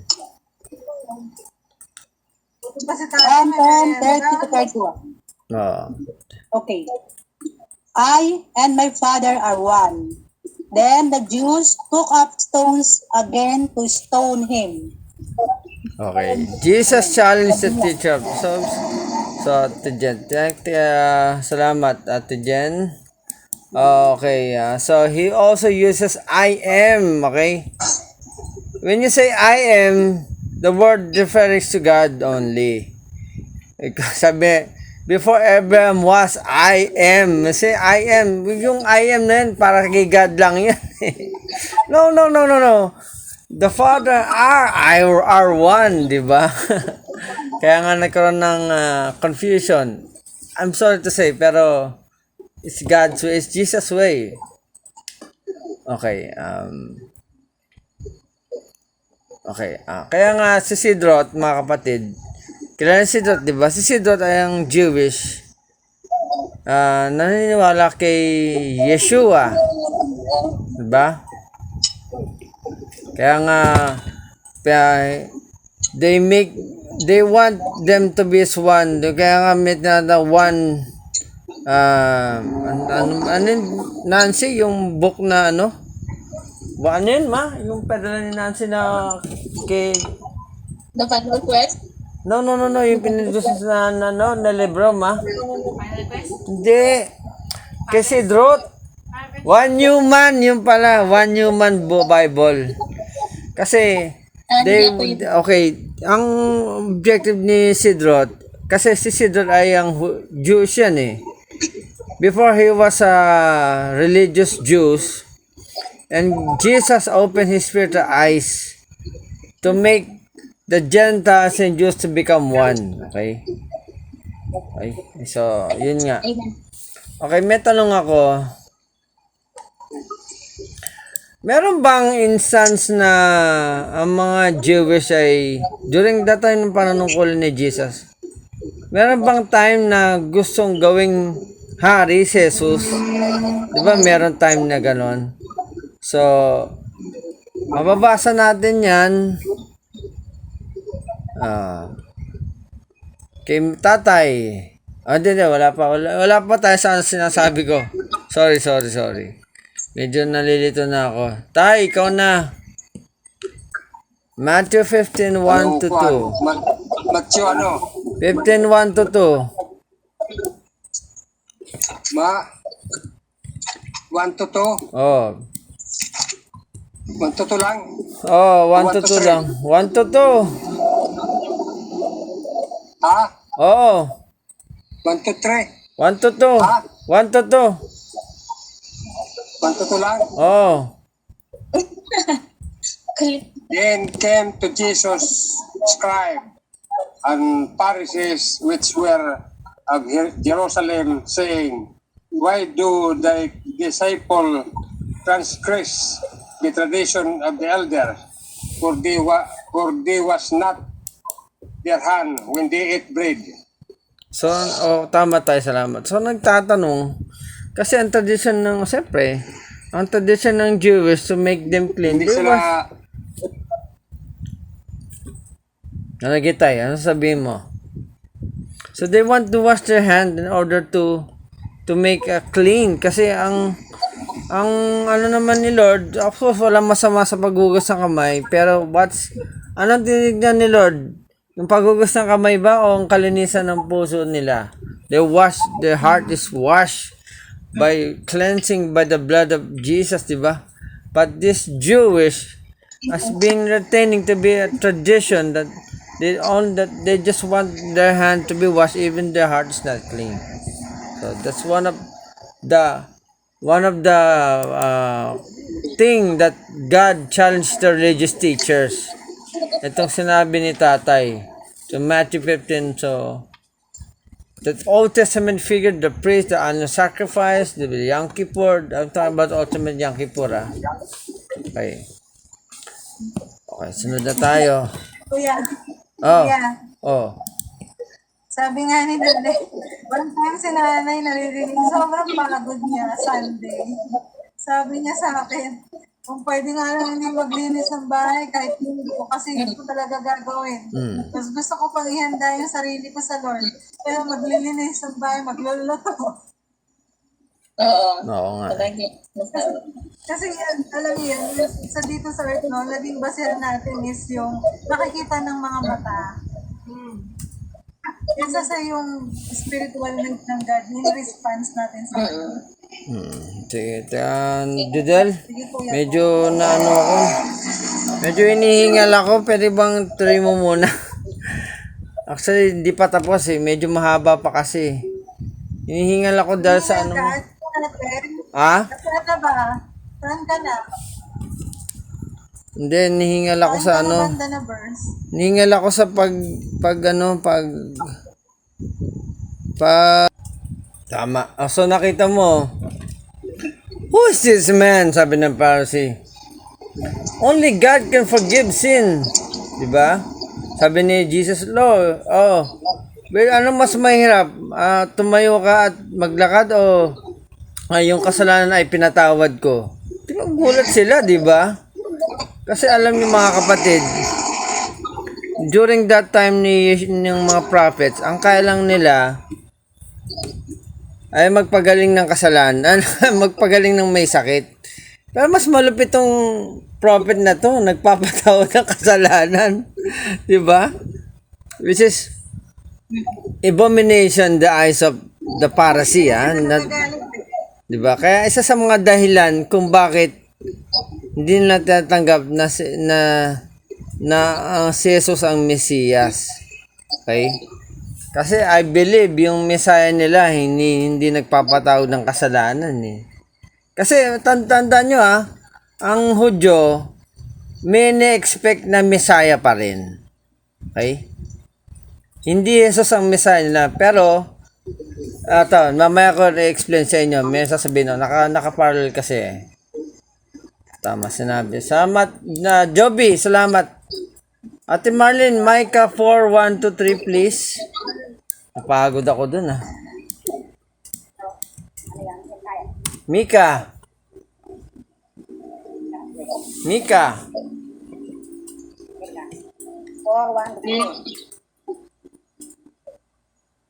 Dating ang panahon na ang bundok na pinatatayuan ng templo ni Yahweh ay mamumukod sa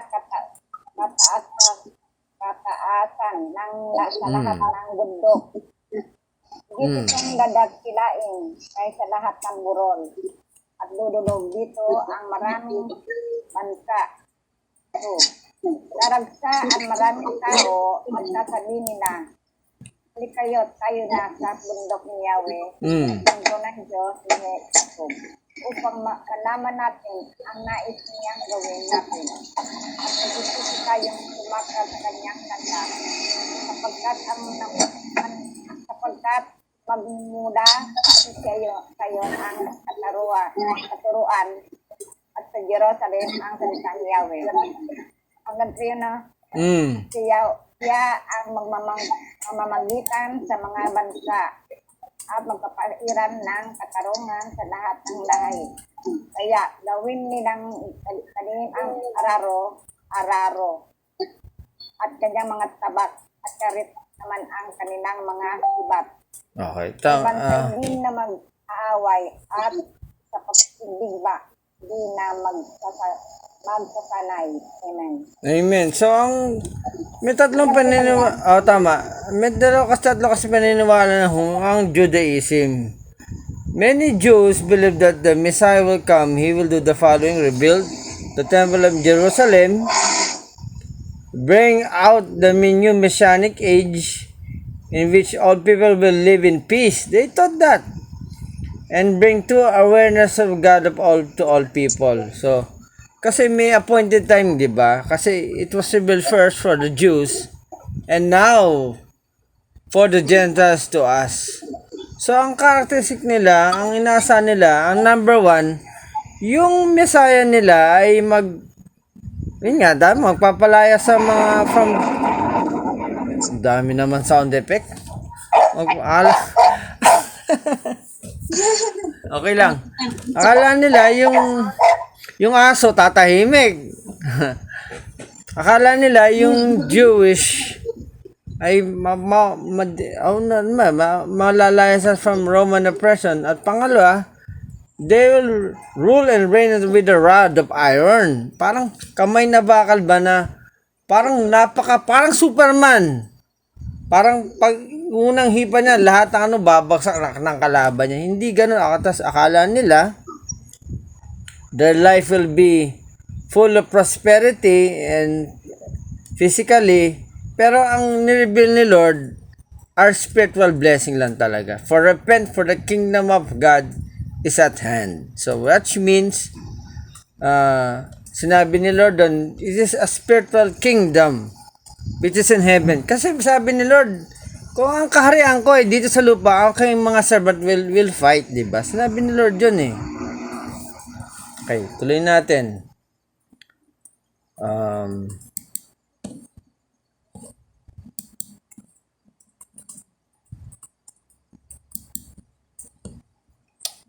Kailangan ka lang mga kapatid Mahaba kasi ng ano ko.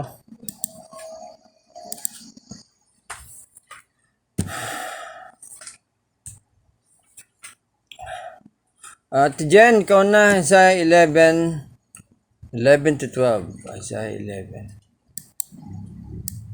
Isaiah 11 to 12. Oo. Sana naintindihan nyo kahit ganito boses ko Hirap ako Oo, malinaw pa naman yan eh. Hirapan. Mamaya maganda mga discussion natin. Ito Jen, teka muna uli. Bago ka magsalita. Kasi may ano kasi or may sinusunod akong kodigo rito Teka. May idea ba kayo, Ate Jen, ikaw na lang. May idea ka ba na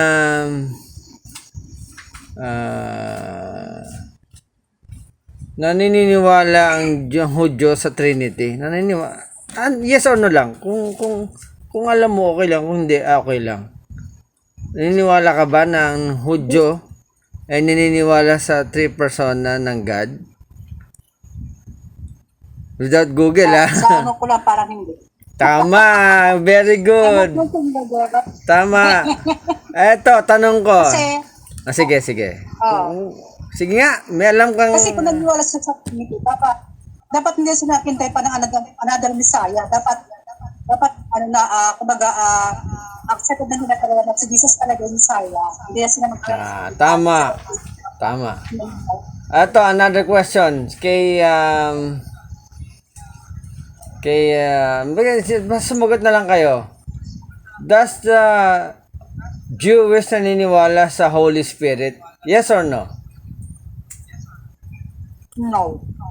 Sino sumagot nun? Ako. Teka, kasi si Ate Jen ba? Tama ba? Si Ate Marlene, sino? Sino sumagot? Ate Jen, sorry Ate Jen. Kasi pag ako nakatingin ako sa kodigo ko, hindi sa monitor ng kausap ko Tama. They just believe that the Spirit is just a force. Okay? Kasi napapansin mo yung Holy Spirit, nababanggit sa Psalm yan Okay? Totoo, sa Psalm. But they don't believe that the Holy Spirit is also God. It's part of Trinity. So that's tama. Tama si Ate Jen uli. So it's just a force or power of God. So what 3 beliefs about the Messiah in Judaism? So yun nga nangyari sa yun nga. Tuloy natin. Sige Ate Jen, tuloy mo na. Ano yung sasabihin mo sa verse? Ang dami ko sa tinitignan Isaiah 11. Isaiah 11 to 12. Tama. Sige. 11, okay. 11 to 12. It shall come to pass in that day that the Lord shall set his hand again the second time to recover the remnant, of his people who are left from Assyria and Egypt, from Pathros and Cush, from Elam and Shinar, from Hamath and the islands of the sea. 12.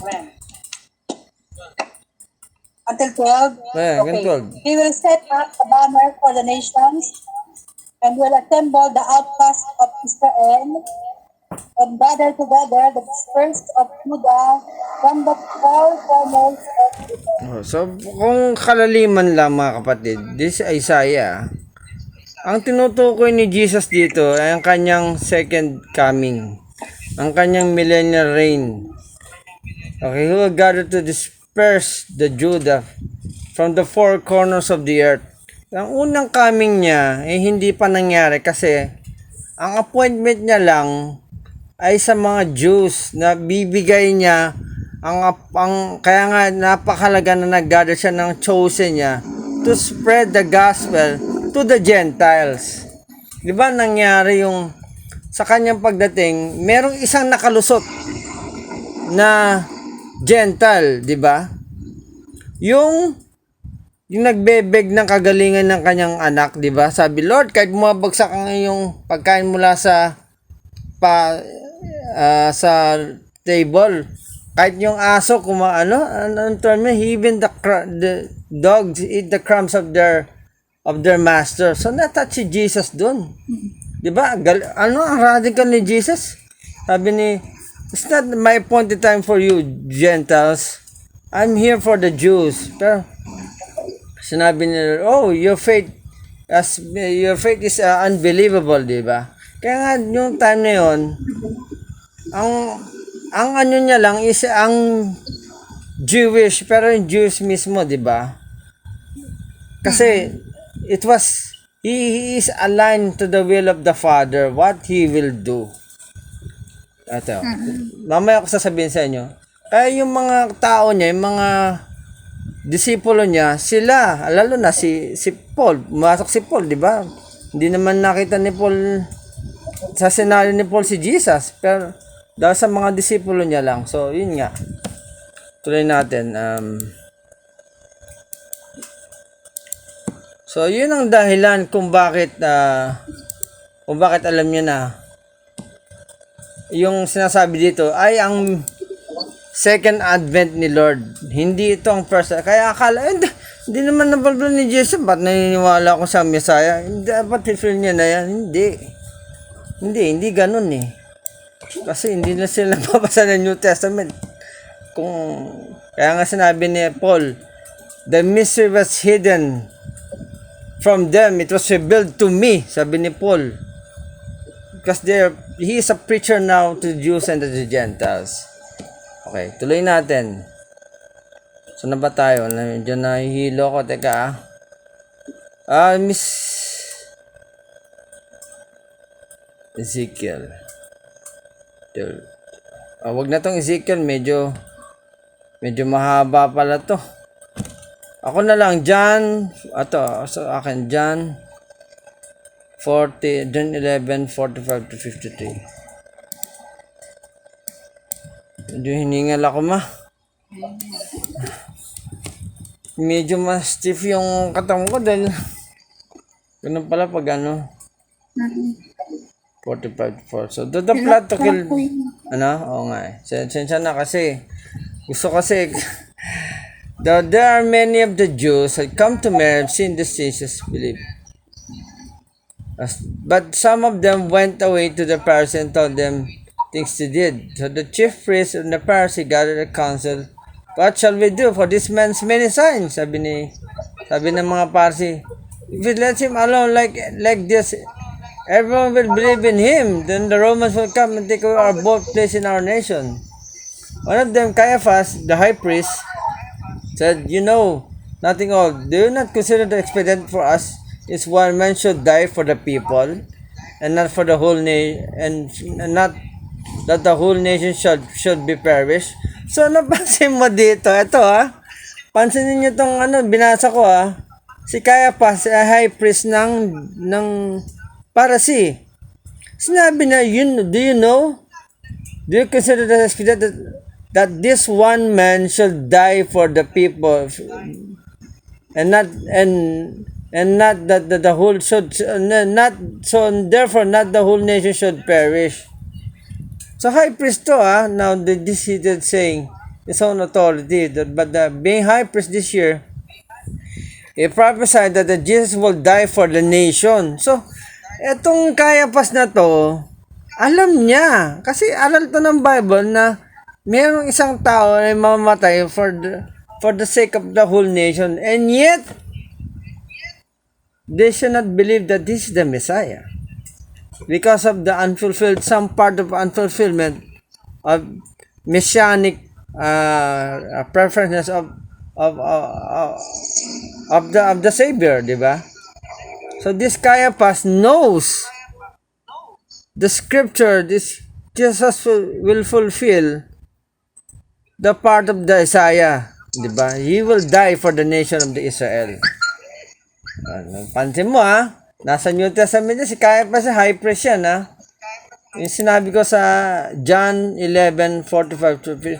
So they have the knowledge that kasi aral sila they somehow knew that this Jesus fulfilled some of the prophecy in the Old Testament. So, sabi niya, ulitin ko kasi malaga to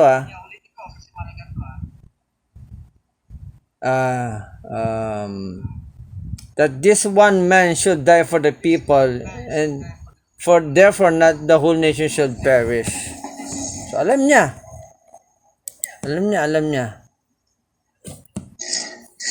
Okay, ang babanggitin naman, alas 6 na pa. Malapit tayo matapos. Judel. Kuya. Psalm 118:15-27. Okay lang. Okay, sige.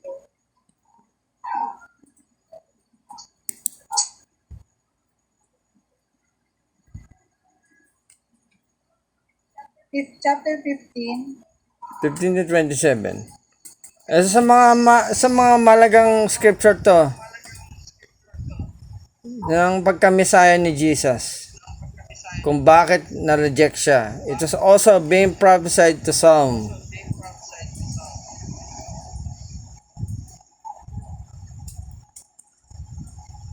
Actually, hindi ko natatapusin lahat to. Punta na tayo sa dulo.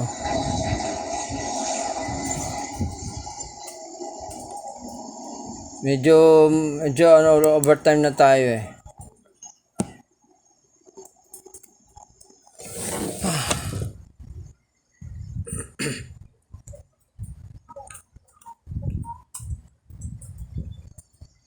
Kuya, anong verse? 118:15-27, sister. Psalm 118:15-27.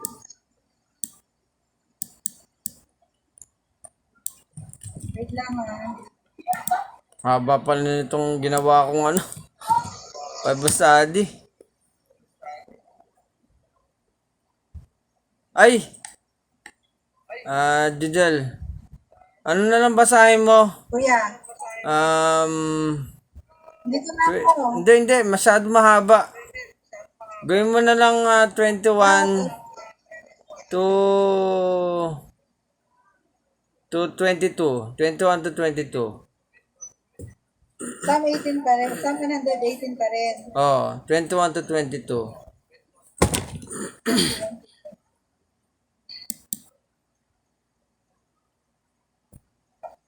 For I will praise you, for you have answered me, and you have become my salvation. The stone which the builders rejected has become the chief cornerstone.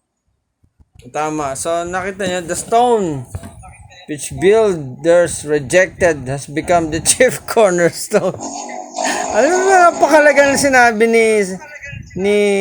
sino nagsulat? The stone which the builders rejected has become the chief cornerstone. Natawa ako kasi nakita ko yung lalim Yung re-reject ng Jewish ng itong Messiah na akala niya mo nito. Naging chief cornerstone pala nag-a-assume na maging Messiah. Chief cornerstone means our King. Okay? Our King. Okay, in conclusion, hindi ko na kaya pahabain pa. Medyo ninihingal na ako.